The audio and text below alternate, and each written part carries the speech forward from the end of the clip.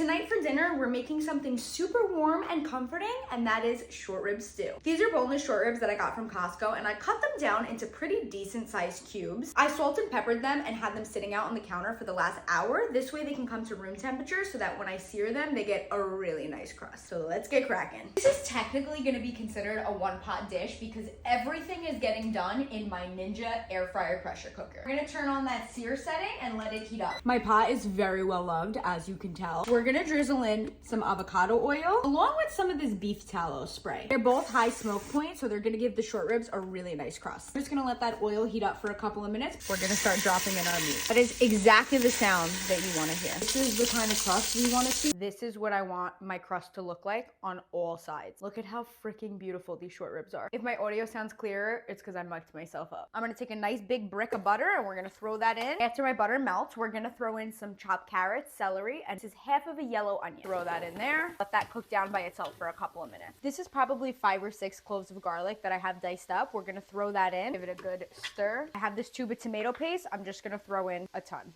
I also have this tub of homemade sofrito, 3 big spoonfuls, and we'll let that caramelize. I'm also gonna throw in some seasoning. This is umami mushroom seasoning. This is one of my favorite seasonings to cook with short ribs. Everything but the leftovers, we're gonna throw some of that in. A little bit of smoked paprika. You can never go wrong with some adobo. What we would usually do is add in some red cooking wine just to help deglaze the bottom of the pan. I, for some reason, don't have, so I'm gonna add a little bit of white just to get all those brown bits off the bottom of the pan. Now, to help balance out that white wine and bring the richness back, we're gonna add in a few tablespoons of Worcestershire. We add our meat back in. Don't forget all that juice. An entire carton of beef broth. It should be like just enough to cover the meat. And lastly, some diced up potatoes.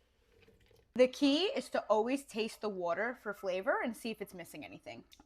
Delicious. Popping on our pressure cooker lid. We're gonna set it to pressure on high for 45 minutes and we will be back.